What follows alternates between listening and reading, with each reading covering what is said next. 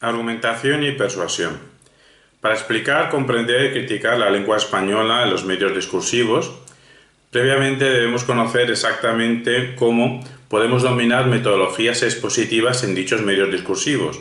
Esta operación requiere a su vez dominar otra tarea anterior, que es la de estar al tanto de las estrategias poéticas, estrategias productivas en los medios discursivos, lo cual requiere estar al día tanto de las técnicas audiovisuales como del lenguaje escrito. A su vez, estas técnicas audiovisuales y de escritura necesitan saber las peculiaridades, estar al día del acto de leer. Y esto, a su vez, también requiere conocer los rasgos constitutivos y los rasgos distintivos de los fenómenos de la comunicación, de la persuasión y de la comunicación. Tres fenómenos indistinguibles en la realidad, pero que los podemos distinguir académicamente a nivel expositivo simplemente para tener cierta noción de qué sea la argumentación, qué sea la persuasión y qué sea la comunicación. Pero repetimos que son tres fenómenos que en un discurso eficaz tienen que ir unidos. Hoy vamos a explorar la argumentación y la persuasión. Para explorar la argumentación podemos recorrer varios libros y recomendar Las trampas de Circe, de Montserrat Bordes Solanas. Asimismo, los tratados de pragmadialéctica de Van Hemeren como maniobras estratégicas en el discurso argumentativo y una teoría sobre la argumentación. Asimismo, la recopilación La argumentación hoy, el clásico La argumentación en la lengua de Anscombe y Ducrot. Otro clásico es Las claves de la argumentación de Anthony Weston. Ideal para introducirse, asimismo para introducirse, Pensar de la A a la Z, de Nigel Warburton, y una obra fenomenal para consultar, el compendio de Lógica, Argumentación y Retórica, coordinado por Paula Olmos y Luis Vega. Asimismo recomendamos de Luis Vega Si de argumentar se trata. Otro clásico sería de Christian Plantin, La argumentación, y más actual y más técnico, Metáfora y argumentación, teoría práctica de Eduardo de Bustos.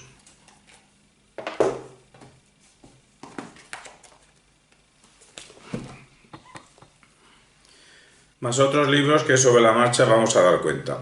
Empecemos pues. ¿Qué es un argumento dentro de una interacción discursiva? Pues un argumento sería una unidad discursiva básica construida para dar cuenta de algo ante alguien respecto a cierto posicionamiento, y esa exposición a ser posible que sea de forma elocuente. Y todo esto para lograr el asentimiento de quien nos escucha. De forma esquemática podemos delimitar argumento como una unidad discursiva básica construida racionalmente como parte de una respuesta a un reto planteada contra otra posición. Repetimos lo de racionalmente porque si no es racionalmente la construcción será otra cosa, pero no será un argumento. Porque argumentar consiste en dar razones sobre algo, sobre un tema, ante alguien, para conseguir el asentimiento o bien de ese alguien o bien de otras personas que son los escuchantes, evaluadores e intérpretes. Y es que la existencia es una sucesión de retos recibidos continuamente. Podemos decir que la vida la podemos definir como una línea de paréntesis entre argumentación y argumentación, entre debate y debate, a ser posible argumentaciones persuasivas. Toda nuestra existencia, todo nuestro convivir consiste continuamente en procurar convencer a los demás, o al menos intentar persuadirles de aquello que nos interesa a nosotros, o consideramos que a la comunidad entera le interese. En cualquier caso, para argumentar vamos a procurar que quien nos escucha al menos se sienta más inclinado hacia nuestro modo de responder ante cierta pregunta, ante cierta complejidad de lo que estaba antes de escucharnos. Repetimos la idea que más allá de cuando se hacen demostraciones lógicas, continuamente estamos argumentando aunque no seamos conscientes de que estamos realizando una argumentación. Es más, la tesis dura de la argumentación a la lengua de Anscombe y Ducrot, eso es lo que nos dice. Continuamente todas las aserciones lingüísticas, sean o no estrictamente argumentativas, en realidad están haciendo un acto de argumentar, de procurar que los demás asientan hacia nuestros intereses. Intereses que expresamos de forma lingüística. En una estrecha unión lenguaje-pensamiento, cómo queremos que sea el mundo, cómo queremos que los demás actúen en el mundo. ¿Y a esto cómo se juega? Pues el diseño de una argumentación consiste en la concatenación cohesionada y coherente de ciertas afirmaciones, no cualquier afirmación, unas afirmaciones sustentadas o bien empíricamente, o bien racionalmente, o a ser posible empírica y racionalmente. Fruto, dichas afirmaciones, a ser posible cuando las circunstancias lo han permitido, fruto de una investigación profunda. Y si no tenemos tanto tiempo para argumentar, para preparar la investigación para un discurso, pues al menos fruto de un rico bagaje cognoscitivo. Tenemos que tener una buena madurez intelectual, cultural, pertenecer a una rica comunidad de conocimiento para que así podamos argumentar sobre la marcha. Y toda esta investigación previa o aprovechar los recursos que ya disponemos, ¿para qué? Pues para entrelazar dichas afirmaciones, para quien las escuche considere que dichas afirmaciones son portadoras de una velocidad, o al menos de cierta probabilidad de lo que afirmamos. Porque nuestro argumentar va a ir dirigido a una conclusión que sea aceptable para sujetos razonables y racionales. Y para eso nuestra conclusión tiene que ser comprensible, y como estamos diciendo, de razonable asentimiento. A partir de ahora, para no liar al auditorio, consideramos que son equivalentes las expresiones argumentación y línea argumental. Y no son equivalentes con argumento. Una línea argumental puede consistir en un solo argumento, pero puede consistir en 2, 3 o más argumentos. Argumentación y línea argumental vamos a considerar que es un conjunto de argumentos o un conjunto de un solo argumento. Y argumentaciones existen de distintos tipos. Existen argumentaciones cotidiana, política, jurídica, filosófica, científica y de tono deportivo lo que viene a ser la argumentación debatística, la que se ejercita en los torneos de debate. Ante cualquier tipo de argumentación de los que acabo de nombrar, estaremos siempre ante un proceso problemático, ante un proceso cuestionador. ¿Esta enseñanza de quién la hemos aprendido? Pues la hemos aprendido de la teoría del cuestionamiento o problematología del filósofo belga actual Michel Meyer. Y nos vamos a basar a partir de ahora en su libro Principia Retórica, Teoría General de la Argumentación, donde nos define argumentación como una encadenación pertinente con auténticas alternativas de juego, donde las respuestas derivadas son problemáticas. Y es que normalmente nos explica Meyer las conclusiones a las que llegamos, todo el proceso argumentativo, la argumentación se mueve en la probabilidad, las argumentaciones son meramente probables, solamente algunos elementos de ciertas argumentaciones, porque sí que tienen el carácter de irrefutable, de definitivo, como si apuntase una verdad. Lo que pasa es que nos dice también Meyer que resolver un problema no quiere decir resolverlo para siempre. La aparente no problematicidad a la que hemos llegado tras argumentar, con el paso del tiempo se vuelve otra vez problemática. Se puede volver otra vez problemática. Lo que nos deja bien claro Meyer es que a la hora de hacer un discurso, quien responde a un problema debe dejar bien claro qué cuestiones no son problemáticas y cualquier sujeto razonable debería sentir con nosotros, pero para eso tenemos que justificar dicha proposición, y qué cuestiones sí son problemáticas.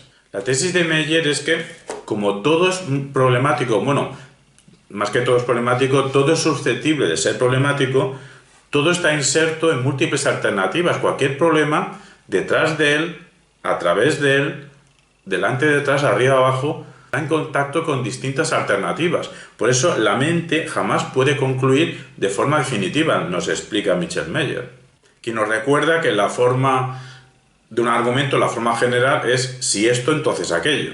Bajo esta cuestión de la problematicidad, ¿qué sería un argumento para Meyer? Pues un argumento sería una respuesta que elimina la problematicidad de una cuestión, transformando lo problemático en no problemático. Pero nada impide que lo problemático resurja, puesto que el argumento tan solo despeja lo problemático momentáneamente, pero no lo resuelve de forma definitiva. Apoyándose en la tradición retórica, Michel Meyer explica que la relación retórica está estructurada según el eje ethos, pathos, logos. El ethos, nos dice Meyer, tiene que ver con uno mismo, que no deja de ser el ethos la capacidad, la competencia de presentarte ante el auditorio, presentarte como una persona creíble con autoridad. Pathos. El pathos tradicionalmente tiene que ver con lo pasional, pero Meyer acepta esta definición, pero con el pathos tiene que ver el otro, cómo reaccionamos ante el otro. Y el logos está conectado con el mundo. Entonces lo que nos está diciendo Meyer es que el ethos tiene que ver con la identidad de uno mismo, cómo te presentas, el pathos tiene que ver con el otro en el sentido de qué contradicciones al principio de la discusión, insalvables o no, eso se verá a lo largo de la argumentación, del discurso, del diálogo, de la conversación, de la charla, tenemos con el otro, con los otros, y el mundo, el logos, tiene que ver con el principio de razón, con la causalidad. En definitiva, lo que nos está diciendo Michel Meyer es que la individualidad que conmueve con razones, este eje es lo que tiene que ver con la argumentación. De ahí que para Meyer una de las primeras conductas argumentativas sea detectar. Siempre vamos a decir que la primera operación para ganar un debate o para tener una conversación exitosa ante cualquiera es escuchar. Los debates se ganan escuchando. Pues esto nos dice Meyer, en vez de escuchar dice detectar. Detectar que incoherencias, por ejemplo incoherencias propias, nuestro propio discurso, esto tendría que ser en la fase preparatoria o a lo largo del discurso deberíamos subrayar mentalmente nuestras propias incoherencias para intentar resolverlas, intentar esquivarlas. Detectar las contradicciones ajenas para subrayarlas, hacerlas ver y detectar incompatibilidades con la razón. Cuando hay contradicción con el otro, con los otros, dice Meyer, es el momento de la máxima separación entre nosotros y los demás. Distancia que desaparece cuando conseguimos que desaparezca esa contradicción. Esto nos sirve para catalogar la filosofía de Michel Meyer respecto a la retórica, pues que basa su planteamiento en lo dialéctico, en la oposición, pero no se queda en la oposición, tiene una actitud de razón comunicativa en el sentido de que aspira a un acuerdo argumentando. No concibe la argumentación como una lucha, no concibe la argumentación como un acto para derrotar intelectualmente a los demás, sino para un acto, concibe la argumentación Michel Meyer como un acto para subrayar las diferencias iniciales y a ser posible acabar con bastantes coincidencias.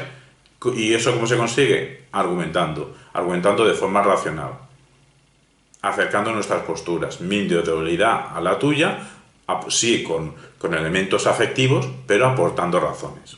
Como estamos diciendo, esto pone de relieve el papel fundamental de la oposición, pero no se queda en la media dialéctica como elemento decisor, como elemento que decide. ¿Decide qué? Pues qué tipo de existencia mantengo con el otro. Así pues, cuando estamos distanciados con el otro individuo, nos vemos obligados en ese momento a recurrir a la argumentación para acercar posiciones. Y la clave está en realizar inferencias. Inferencias, que este es el factor básico, el factor radical, porque las inferencias nos va a permitir acercar posiciones. La inferencia es el factor clave, el factor bajo el cual quedan subordinados tanto mi propia individualidad, mi ethos, mi cómo me presento ante los demás, pero también mi componente emotivo, afectivo, pasional para transmitir. Ambas dos cosas, mi propia individualidad y mi relación pasional con los demás, quedan subordinadas a la inferencia que tengo que hacer. ¿Y esto cómo se hace?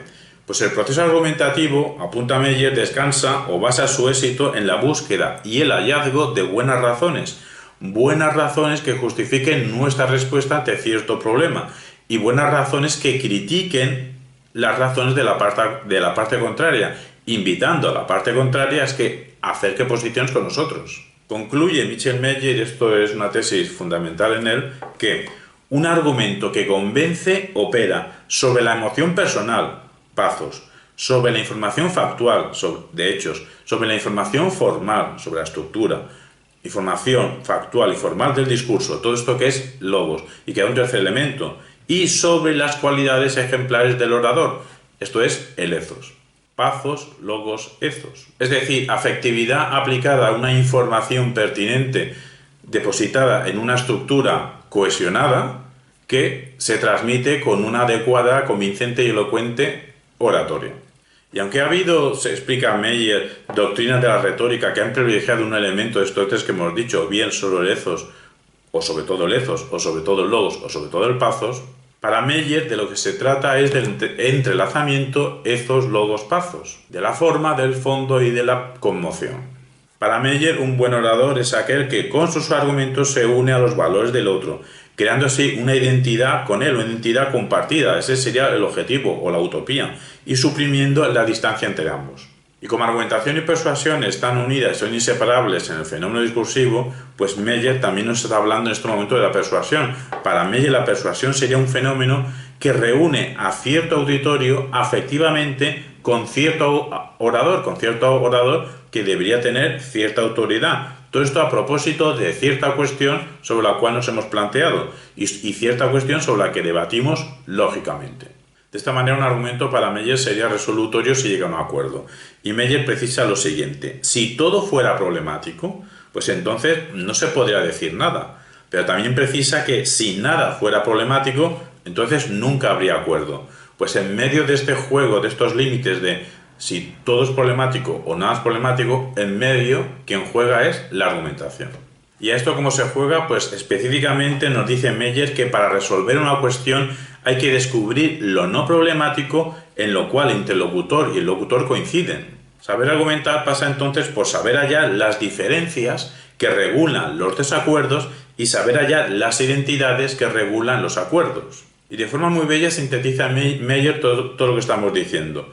Argumentar es siempre evocar alternativas. Pero añadimos nosotros que para saber jugar a argumentar necesitamos tener un bagaje lógico, y para eso nos hemos basado en Josep Massieu, en el libro Semántica, para pasar a exponer ahora las operaciones lógicas en la argumentación.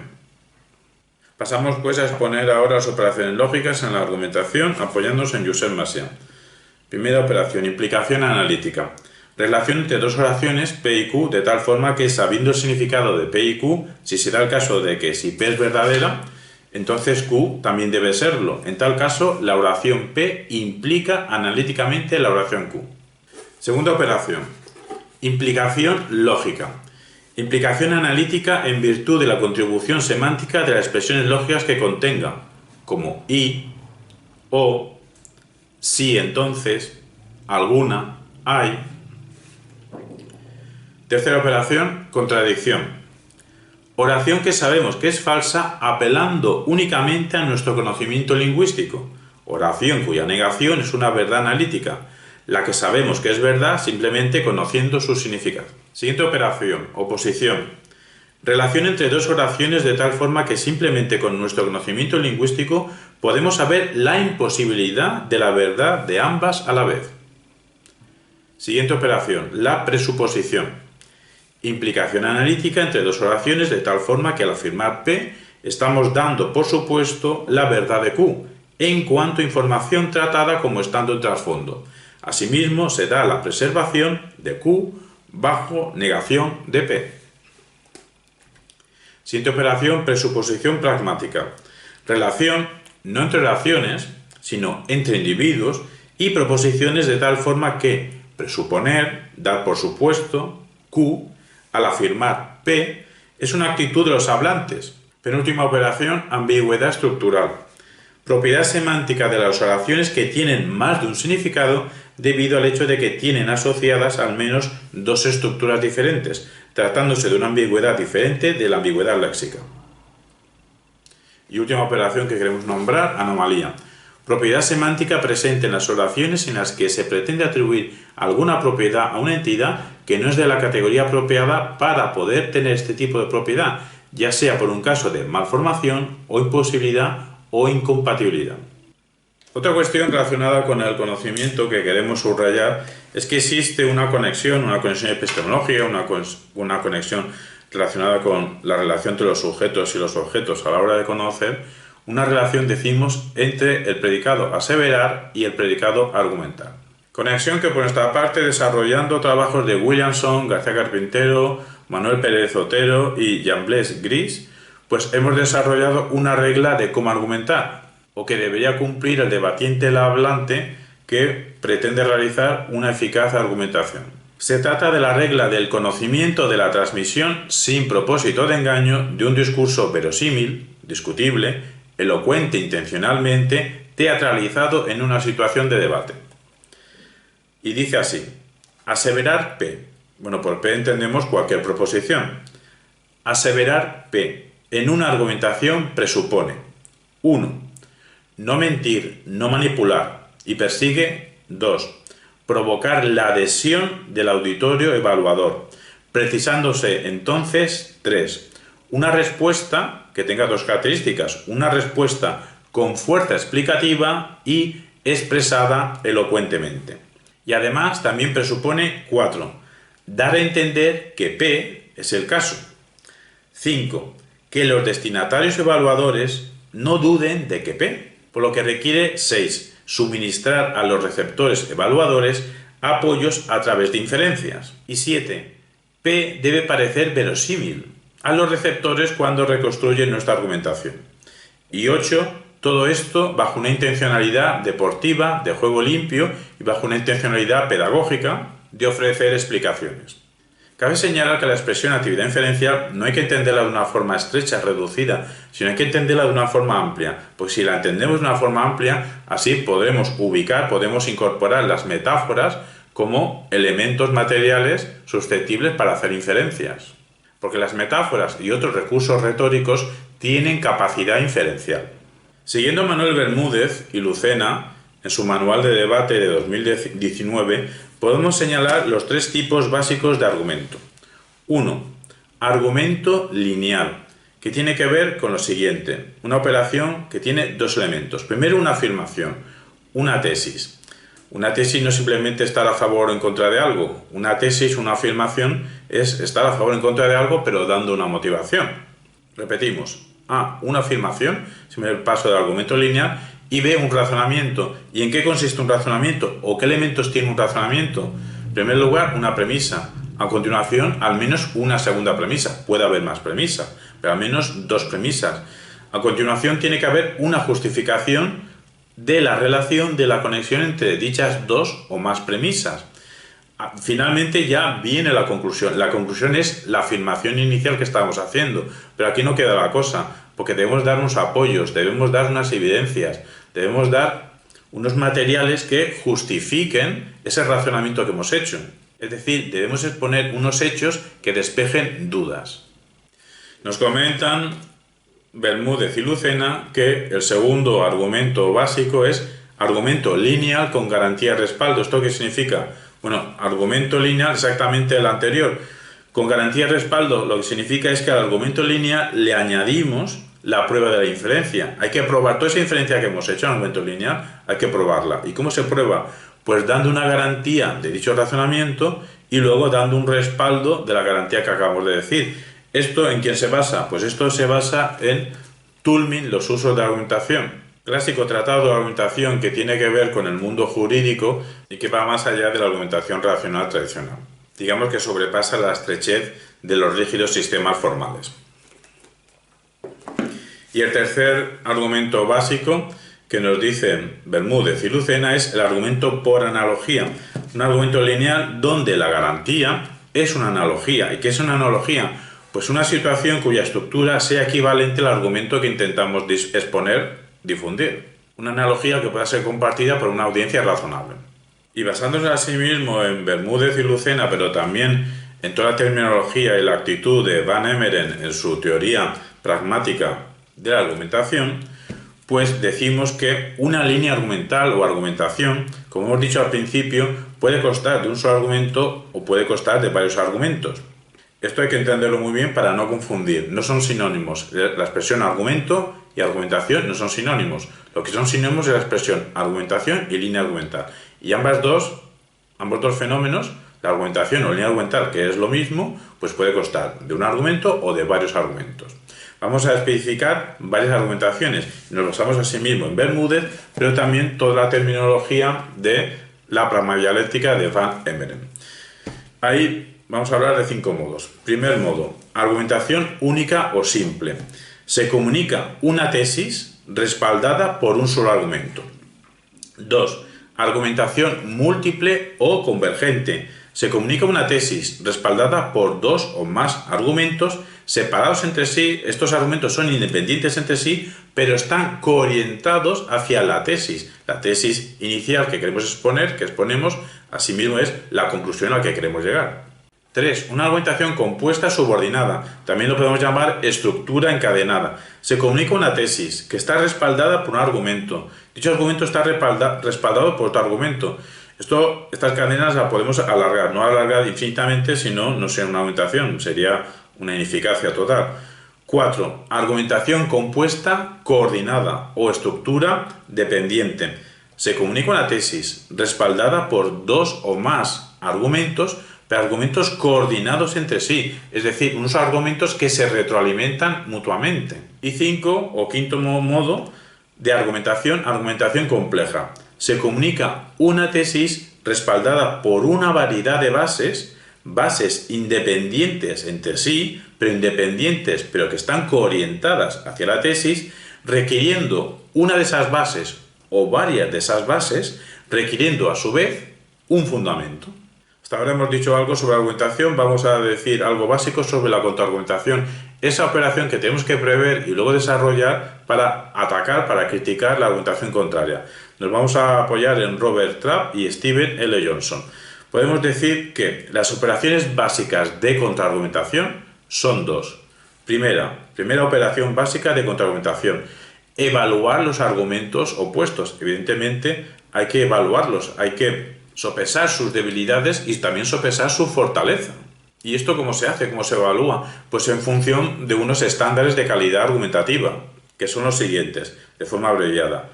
La aceptabilidad, es decir, nos tenemos que preguntar, los argumentos contrarios, ¿son de calidad las pruebas en las que se basan dichos argumentos?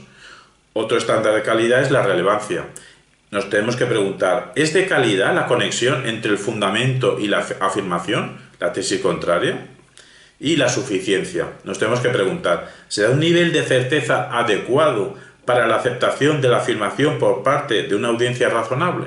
Y segunda operación que tenemos que realizar o tener en cuenta a la hora de contraargumentar es diseñar una arquitectura de refutación que funcione, para lo cual deben seguirse dos reglas generales.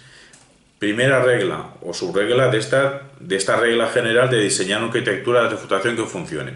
Primera, refutar los argumentos opuestos antes de construir los nuestros, o si ya los hemos construido y vamos a pasar a una reconstrucción, pues antes de dicha reconstrucción o antes de la construcción inicial, pues refutar dichos argumentos contrarios. Y la segunda subregla de este diseño de una arquitectura de refutación que funcione consiste en identificar los argumentos opuestos como parte de dicho proceso de argumentación, presentarlos de forma más ventajosa para nosotros bajo el modelo estructural ICE. ICE, es decir, unas siglas que nos tienen que servir para recordar. La I tiene que ver con identificar los argumentos contrarios, la C tiene que ver con criticar dichos argumentos y la E tiene que tiene que ver con explicar la importancia del trabajo que hemos hecho de construir la argumentación contraria. Porque por mucho que identifiquemos, por mucho que seamos brillantes criticando, como no seamos también eficaces a la hora de la audiencia evaluadora explicarles lo que hemos hecho, pues a lo mejor lo que hemos hecho no sirve para nada si la audiencia evaluadora no ha captado por el motivo que sea, por la velocidad al hablar o cualquier otra circunstancia.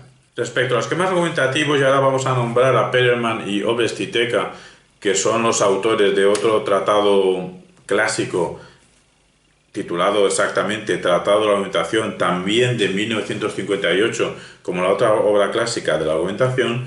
Pues respecto a los esquemas argumentativos, según Perelman y Obrestiteka, los esquemas argumentativos pueden ser básicamente de dos tipos.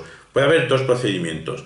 Un procedimiento que sean técnicas de enlace. ¿Y qué es lo que se enlaza? Pues varios elementos distintos, como hemos dicho antes, de una forma coordinada. O también puede haber procedimientos de disociación. Disociar los elementos de la argumentación contraria, que dichos elementos conforman un todo, una unidad argumentativa. Pero estas técnicas no son excluyentes entre sí. No es que a la hora de argumentar tengamos que elegir entre unir, entre enlazar o desmoronar, descomponer lo contrario. Estas técnicas no son excluyentes y de hecho en la práctica se dan simultáneamente. A la vez que enlazamos ciertos elementos que nos interesa que queden bien compuestos, a la vez estamos desuniendo los elementos que bien ha compuesto la parte contraria. De la hermenéutica filosófica, y ahora nos vamos a basar en María G. Navarro, su obra Interpretar y argumentar. De la hermenéutica filosófica de Gadamer hemos aprendido que no podemos disociar la operación de interpretar algo, una proposición, la proposición sobre la cual vamos a establecer un debate o lo estamos ya estableciendo, pero sobre todo estamos hablando ahora en la fase preparatoria, en la fase que tenemos que interpretar ese objeto intelectual sobre el cual vamos a debatir. No podemos disociar la interpretación de la argumentación. Son dos operaciones, es que es imposible disociarlas. ¿Por qué? Porque mientras estamos analizando dicha proposición, mientras estamos analizando las palabras clave, pues a la vez ya estamos vislumbrando líneas argumentativas. Mientras pensamos qué significa exactamente esta palabra, qué otro posible significado pueda llegar a tener, cada uno de esos matices semánticos apunta hacia cierta dirección argumentativa que puede ser distinta de la otra dirección del otro matiz semántico de cierta palabra clave. De ahí que muchas veces argumentar tiene que ver con el éxito de elegir términos. Si estamos a favor nos interesará utilizar cierto término, pero si estamos en contra a lo mejor nos interesará utilizar cierto otro término, equivalente entre ellos entre sí, pero tienen ciertas diferencias semánticas. Asimismo, una vez después de que hemos analizado la proposición, mientras investigamos, mientras profundizamos, pues se nos aparecen potencialidades argumentativas. Es decir, lo que nos dice Mariana Navarro, que lo ha aprendido de Gadamer, es que los términos relevantes y los contenidos investigados nos proporcionan un material sobre el cual realizar elecciones argumentativas, en el sentido de seleccionar ideas. Vamos a exponer ahora modelos argumentativos que tienen mucha relación con los distintos tipos de argumentación que hemos explicado antes. Ahora lo vamos a hacer a partir de la sabiduría de Margarita Bonet y Francisco Javier Torres en este libro de Argumentación y Debate. Modelo ARE, ya lo hemos comentado antes, es de la argumentación básica única lineal. ARE es afirmación más razonamiento más evidencia de razonamiento que apoya dicha afirmación. Esto más prolongado sería AREI, argumentación más razonamiento más evidencia más impacto.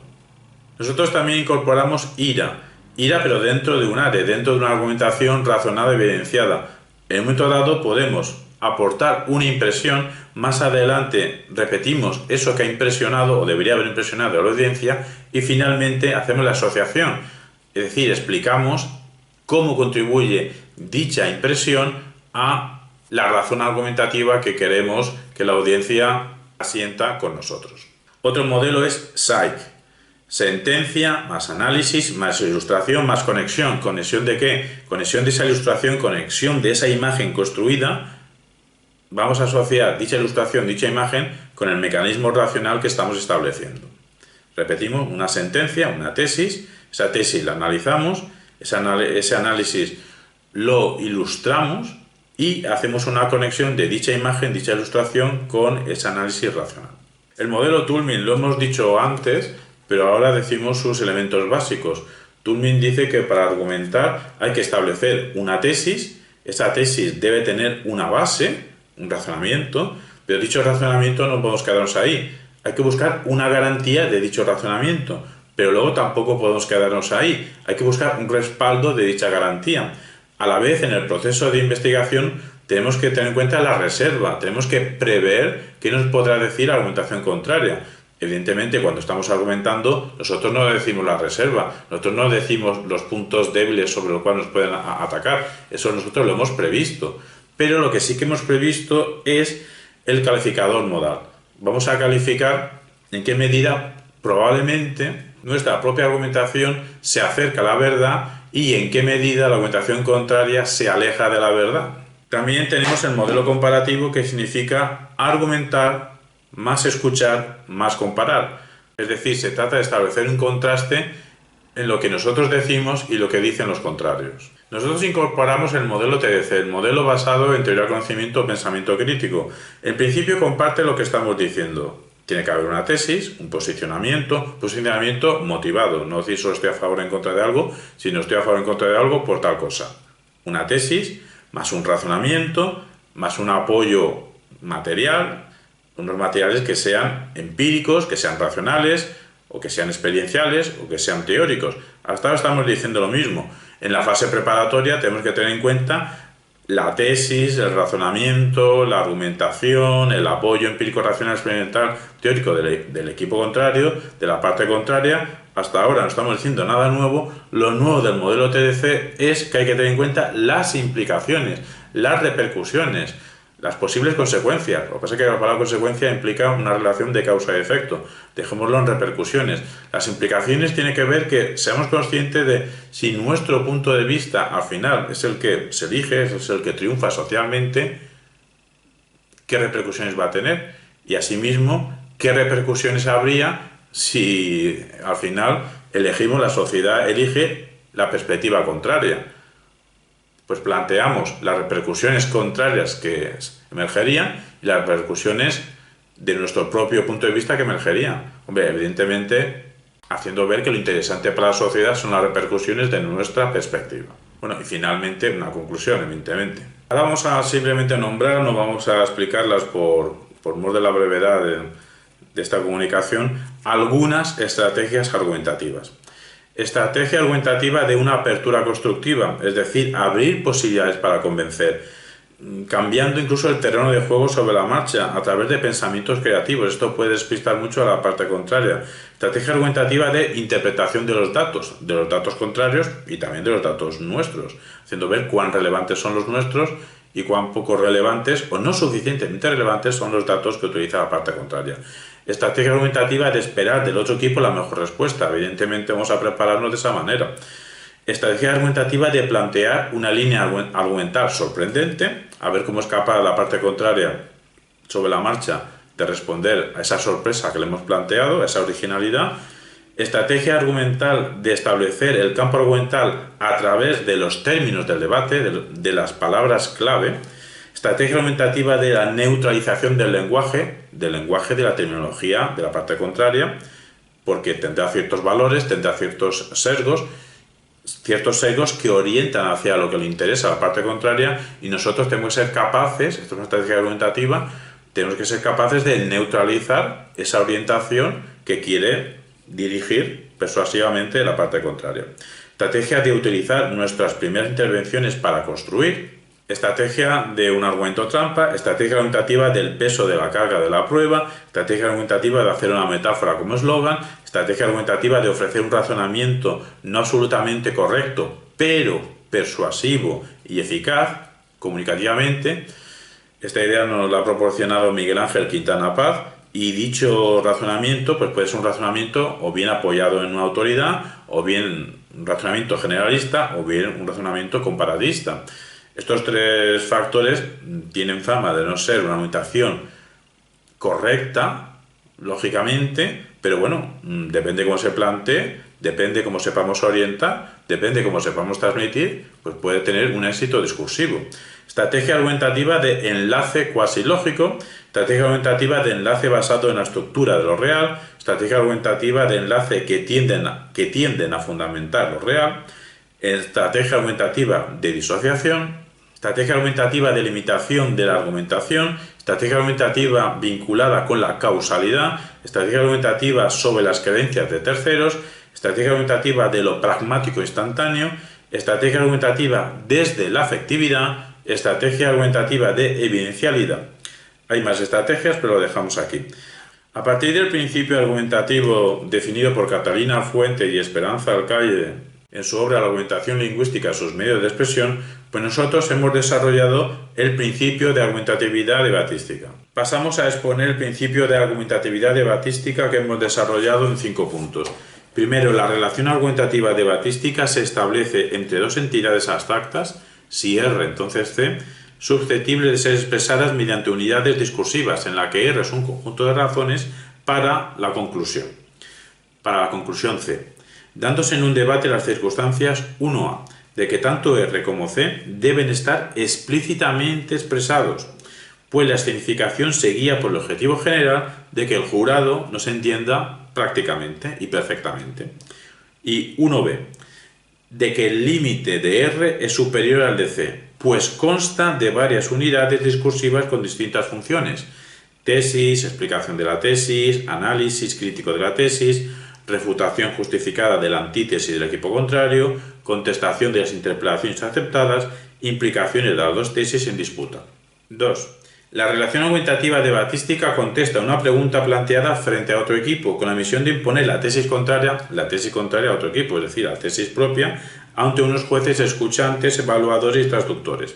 De ahí que se debe observar el principio de claridad de la conclusión, según el cual los debatientes deben esforzarse ante el jurado receptor en hacerse entender, en que la información relevante sea mostrada adecuadamente y debidamente justificada, así como explicada su contribución en la fuerza del argumento. Asimismo, entrelazando dicha relación argumentativa con otras posibles relaciones argumentativas, con las que se haya tejido la línea argumental.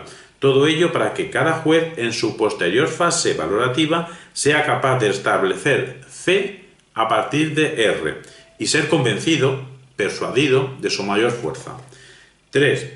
La naturaleza transaccional del intercambio debatístico entre dos equipos no consiste en lograr el acuerdo y la colaboración del otro, pues por la propia dinámica deportiva del debate no vamos a convencer al otro. Con todo, puede haber, y más bien en la conclusión, cierto consenso en algún punto, coincidencia que se utilizará en provecho del propio discurso. De ahí que las transacciones entre los dos equipos sean de índole cooperativo, en el sentido de no construir dos discursos paralelos, sino entrando cada bando a refutar al otro y planteando interpelaciones pertinentes. 4. El valor argumentativo de cada unidad discursiva está determinado por su orientación, cuyo carácter gradual se consigue con el uso adecuado de marcadores argumentativos por parte del debatiente en su labor de guiar a los jueces en la interpretación que le interesa. 5. La argumentatividad debatística, en cuanto a su conjunto del fenómeno antropológico de la argumentación en el lenguaje, se significa a través de unas operaciones argumentativas. Marcar la orientación de las propias razones y, si fuese el caso, la desorientación de las razones contrarias, así como la suficiencia argumentativa del discurso propio, y, si fuese el caso, la insuficiencia argumentativa del discurso rival. Cambiar la orientación o la fuerza argumentativa, tanto propia como opuesta, indicar en la escala gradual de fuerza la posición de una razón, aumentar la fuerza argumentativa propia o atenuar la contraria, establecer el límite de una razón. Y dichas operaciones argumentativas concretadas en una estructuración afín con los estados intencionales amplios, es decir, no solo propósitos, sino también creencias y deseos perseguidos, y si el equipo ha tenido éxito en su enunciación, realizados por la comunidad de debate. De ahí que el principal rasgo sea la intencionalidad. Por lo que acabamos de decir, se aprecia la importancia que tienen los marcadores discursivos. Y es que una condición argumentativa, persuasiva, comunicativa, del buen debatir, del buen hacer un discurso ante los demás, pues esto tiene que ver con el buen uso de los marcadores argumentativos, que operan bien para introducir razones, como porque, o bien para introducir conclusiones, como luego, en consecuencia. En una argumentación hay que explicar el porqué de todo lo que se dice, y eso requiere el uso, pero el uso adecuado de conectores de cara a relacionar la información vertida con la intencionalidad argumentativa de nuestro discurso. Porque repetimos, por muy brillante que sea nuestra argumentación, como no sepamos orientarla, como no sepamos transmitirla, pues la audiencia no se va a enterar de nada. Y para eso necesitamos hacer conexiones, explicar la importancia, la relevancia de lo que estamos diciendo. Esto será muy importante, pero si luego no explicamos por qué o cuán importante es o cómo contribuye al discurso, qué fuerza tiene, pues si no lo hacemos, se lo ponemos difícil a la audiencia para que pueda sentir con todo lo que estamos diciendo. Así pues, vamos a indicar algunos marcadores argumentativos y nos basamos en el texto de 2007 de Catalina Fuete y Esperanza Alcalde, su texto de La argumentación lingüística y sus medios de expresión.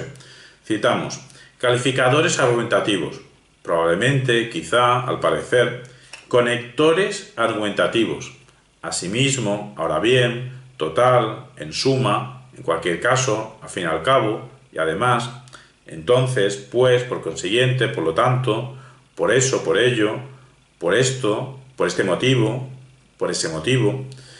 No estamos nombrando todos, pero bueno, nos vamos a algunos. Operadores argumentativos, hasta, incluso, ni siquiera, sobre todo, un poco, al menos.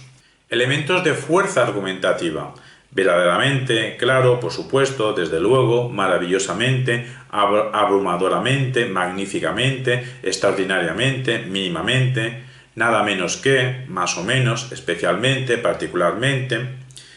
mero, mera, de alguna manera, en cierto modo, en principio. También hay términos que según cómo se usen tendrán mayor o menor fuerza argumentativa, como por ejemplo el empleo de ciertos adjetivos. Brillante. También según qué combinaciones sintagmáticas utilicemos. Por ejemplo, y esto es lo más grave. Si acudimos a la ortografía de la RAE, allí encontraremos explicaciones como la siguiente, que hay construcciones gramaticales, causales, finales y relativas, que son argumentales, porque expresan relaciones de causa y efecto, bien porque indican la causa, o bien porque expresan el propósito de una acción, o bien porque informan de lo que se deriva de otras aseveraciones de las que son continuación. Preposiciones que introducen complementos argumentales serían por, de, y la proposición para introduce finalidad. Y hay sustantivos vinculados con el campo semántico de la causalidad, justificación, motivo, pretexto, razón. Basándonos ahora en Alberto Barco, podemos decir que las posibilidades generales de refutación pasan por impugnar. ¿Impugnar qué? Pues uno de estos elementos vamos a nombrar o impugnar varios. Impugnar los términos de debate, tal como son utilizados por la parte contraria, la tesis principal de la parte contraria, su estructura lógica, sus ideas, el fundamento de dichas ideas, o bien los valores que difunden dichas ideas, dichas proposiciones, o bien las consecuencias de lo que están explicando, o bien lo ignorando. Podemos resaltar lo que ignora, lo que no nombra, lo que se olvida, la parte contraria. O también podemos, como hemos dicho, impugnar desde varios frentes. O podemos impugnar la línea argumental entera de la parte contraria. Es importante saber que para poder refutar de forma exitosa deberíamos mantener la actitud contraargumentativa de la escucha activa y crítica. Es decir, preguntándonos, cuando estamos escuchando la argumentación contraria, pues las siguientes preguntas. A ser posible por este orden, aunque se puede cambiar el orden. Pero esto tiene cierta lógica que sea este orden. Primero preguntarnos, ¿todo esto es claro? Porque si no es claro, ya apague vámonos. Bueno, vamos a suponer que sí es claro. Vamos a hacer otra pregunta. Vale, es claro, pero ¿tiene lógica? Porque si no tiene lógica, también pues habrá que desmontar esa falta de lógica. Vamos a suponer que es claro y tiene lógica. ¿Es cierto? ¿Apunta a una verdad? Porque a lo mejor las evidencias en las que se apoyan son unas evidencias inadecuadas. Pero vamos a suponer que lo que nos dice la parte contraria es algo claro, lógico y cierto. Entonces nos preguntamos, ¿viene a cuento? Porque a lo mejor es claro, lógico y cierto, pero no es pertinente para lo que estamos discutiendo. Pero vamos a suponer que sí, que lo que dice la parte contraria es claro, lógico, verdadero, pertinente. Pero es suficiente, con lo que nos está diciendo, es suficiente para llevarse el gato al agua, para ganar el debate, para poder decir que su argumentación es la más eficaz. Bueno, vamos a suponer que sí, que tenemos mala suerte y tenemos enfrente una parte contraria que está haciendo una argumentación clara, lógica, cierta, pertinente, suficiente. Entonces hay que preguntarse qué alcance tiene, porque a lo mejor no tiene el alcance que hace falta, a lo mejor es que tiene ciertos límites y nosotros debemos ser capaces de subrayar las limitaciones, los problemas de alcance de la argumentación contraria. Bueno, si estamos ante una posición contraria que tiene una argumentación clara, lógica, cierta, que viene a cuento, suficiente y tiene un buen alcance, bueno, pues entonces hay que reconocer que la parte contraria lo ha hecho muy bien. Pasamos ahora a decir algo de estrategias persuasivas, pero subrayando que no es que una cosa sea la estrategia argumentativa, lo que hemos dicho hasta ahora, y no tenga nada que ver con lo persuasivo. En todo el rato al hablar argumentativo estábamos hablando de cómo orientar, cómo guiar al auditorio hacia nuestro interés discursivo nos interesa. Estrategias persuasivas. Si la contribución principal, estamos diciendo, de las estrategias comunicativas es aportar razones de P, de cualquier proposición, respecto a cierto reto, en contra de no P, o sea, en contra de la argumentación contraria, de la tesis contraria, de lo contrario que nosotros queremos decir, eso es lo que está diciendo la parte contraria. Todo esto defendiéndolo ante un auditorio que nos va a evaluar y nos va a interpretar. Pues si todo esto es la contribución que hace la estrategia argumentativa, no puede hacerlo sin el aporte persuasivo. Es que las estrategias persuasivas son aquellas que guían, que conducen dichas razones, que acabamos de decir, dichas razones aportadas de P, de cierta proposición, respecto a un reto, en contra de no P, defendido por la parte contraria, o sea, estamos razonando en contra de lo que razona la parte contraria ante un auditorio evaluador e intérprete. Repetimos, la estrategia persuasiva se basa en guiar y conducir las razones que aportamos. Y si lo principal para ganar un debate es convencer a los jueces, podemos decir lo mismo, en el mismo sentido que lo principal para construir un discurso eficaz es convencer a la audiencia evaluadora y la audiencia que nos va a interpretar. De ahí que mientras logremos dicho fin, quizá el discurso no tenga que ser estrictamente argumentativo de lo que acabamos de decir antes, de una argumentación basada en una tesis, con un razonamiento, unas evidencias. Quizá podamos utilizar otras estrategias, siempre y cuando con las operaciones que estemos llevando a cabo, seamos capaces de guiar al auditorio. Ahora estamos en la dimensión persuasiva y lo que queremos resaltar es que lo persuasivo tiene que ver con guiar al auditorio. Mientras seamos capaces de guiar al auditorio hacia nuestro fin discursivo, entonces nuestro discurso persuasivamente es eficaz. Nos estamos refiriendo a que para conducir a la audiencia podemos servirnos de esas argumentaciones que hemos dicho antes, esos tipos, esos modelos argumentativos, pero también nos podemos recurrir a otros recursos. A lo mejor no son modelos argumentales como lo que acabamos de decir, a lo mejor son estados afectivos, a lo mejor son estados perceptuales, a lo mejor son imágenes, a lo mejor son objetos físicos con los que intentamos decir algo de cierta manera que los manipulemos, que hagamos una puesta en escena, que intentemos hacer un golpe de efecto. A lo mejor utilizamos metáforas, a lo mejor utilizamos contrastes, recursos literarios, obras de arte, recursos estéticos, actuaciones teatralizadas, recursos tecnológicos, recursos que a lo mejor no son argumentos al uso, pero que sí pueden operar como materiales dentro de un razonamiento. Así pues, lo que resulta ineludible en un discurso, aquí de lo que no podemos renunciar es la presencia de racionalidad, persuasión y comunicación, pero los tres elementos juntos, una racionalidad persuasiva que se comunica. Así pues, lo que queremos preguntarnos es, si razonamos con imágenes, ¿no estamos ante una argumentación visual? Pues a esto apunta Axel Arturo Barceló, pensador filosófico mexicano actual, quien nos presenta otras posibilidades híbridas entre un argumental lingüístico, que a lo mejor es lo estándar, es lo típico, es lo que pensamos. Cuando hablamos de la palabra argumental, estamos pensando en un argumental lingüístico. No decimos argumental lingüístico porque lo damos por hecho. Pero Axel Arturo Barceló nos dice que hay otras posibilidades híbridas entre un argumental lingüístico y un argumental icónico. Y si dichos recursos no son argumentos ortodoxos, sí cumplen al menos una función. Bueno, sí la cumplen cuando son eficaces. Sí cumplen una función en la arquitectura racional del discurso. Pero una cosa hay que tener claro, no es lo mismo manipular que persuadir. No confundamos, persuadir no es manipular. Hay que subrayar la diferencia semántica entre la operación de la manipulación y la operación de la persuasión. Pues mientras que manipular consiste en una voluntad de engaño para que otros acepten una línea discursiva que yo sé que carece de solidez, una línea discursiva que o carece de solidez, o carece de plausibilidad, o carece de ambas cosas. Eso sería manipular. Persuadir es otra cosa. Persuadir tiene que ver con una voluntad de guía, no voluntad de engañar, voluntad de guía hacia la aceptación de una línea discursiva pretendidamente sólida y plausible.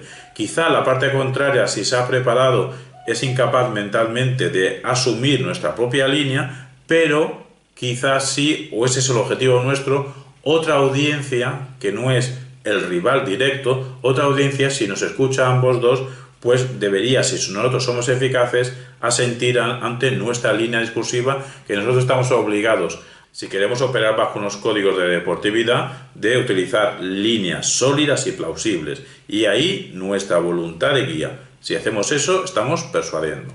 Si estamos tergiversando, si estamos manipulando, si estamos utilizando información falsa, estamos utilizando mecanismos, dispositivos posverdaderos.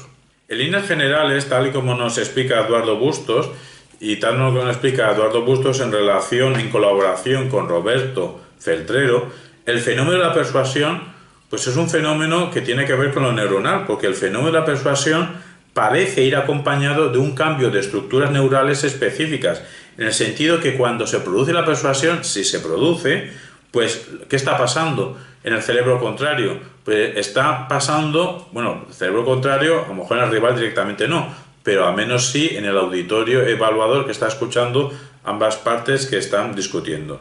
Pues se puede llegar a producir una ligera modificación de un patrón de activación o bien que otro patrón que se desactiva. Hay patrones que se pueden activar o se pueden desactivar en función de cómo digamos lo que estamos diciendo. Esto explicaría, este fenómeno neural, explicaría por qué el auditorio, si nosotros somos eficaces hacia un discurso consistente, con fuerza persuasiva y elocuentemente transmitido, podemos lograr que el auditorio cambie en su conocimiento o cambie en moralidad. Podemos conseguir que haya un cambio en el mundo del conocimiento y moral del auditorio. ¿Pero qué es, al menos en líneas generales, la persuasión? Para esto recurrimos también a Catalina Fuente y Esperanza Alcaide en su texto de 2002, Los mecanismos lingüísticos de la persuasión. Nos definen persuasión de la siguiente manera: un acto que intenta orientar y modificar las creencias, opiniones y la conducta de nuestro interlocutor. ¿Cómo? ¿Y eso cómo se consigue? Bueno, pues también nos explican Catalina Fuente y Esperanza Alcaide. Eso se consigue a través de técnicas como un léxico más o menos cargado argumentativamente, conectores que indiquen la orientación cuando construimos o conectores que indiquen la antiorientación cuando estamos refutando, estructuras más o menos complejas, más o menos elaboradas y mecanismos de cortesía. Bueno, a todo esto nos estamos refiriendo a técnicas conscientemente, técnicas conscientes por el hablante. Pero claro, aquí hay otro dato importante. También hay procedimientos que son captados por el receptor, pero son captados inconscientemente, no se está dando cuenta. Por eso precisamente son los más eficaces, porque no se está dando cuenta de que los percibe. Entonces, estos mecanismos que no son captados por el receptor de forma consciente, más que llamarse procedimientos persuasivos, tiene otro nombre. Son procedimientos persuasivos, como el modo de presentar el discurso lingüísticamente, un modo atrayente, como la puesta en escena, segura y serena. Ambas cosas pues reflejan cierta tonalidad discursiva que es captada de forma inconsciente por el receptor. Puede emplear estrategias persuasivas de distinto tipo, ahora solo vamos a nombrar algunas. Podemos recurrir a la adecuación del discurso, que nuestro discurso se adecue según a dónde vamos, con quién hablamos o en qué institución nos estamos moviendo. Podemos recurrir al espacio mental introductorio, la aserción tajante, el recurso polifónico, la focalización, la acumulación, la concreción y ejemplificación, las elecciones estilísticas, el conocimiento compartido, el control de la persuasión, en el sentido de ser los que llevan las riendas de por dónde se está orientando a la audiencia evaluadora. El establecimiento de la urgencia, el uso de la objetividad, los tecnicismos, la ironía, el adaptarse a un auditorio concreto cuando sabemos los nombres de las personas que nos van a evaluar, los estados afectivos, la reconsideración y la recapitulación. En síntesis, lo que queremos decir es que argumentación, persuasión, comunicación son tres fenómenos que en un discurso eficaz van unidos, porque en definitiva la construcción de un discurso eficaz tiene que ver o requiere la interrelación de consistencia argumentativa o al menos consistencia racional, orientación persuasiva y eficacia en la transmisión. Consistencia, orientación, elocuencia.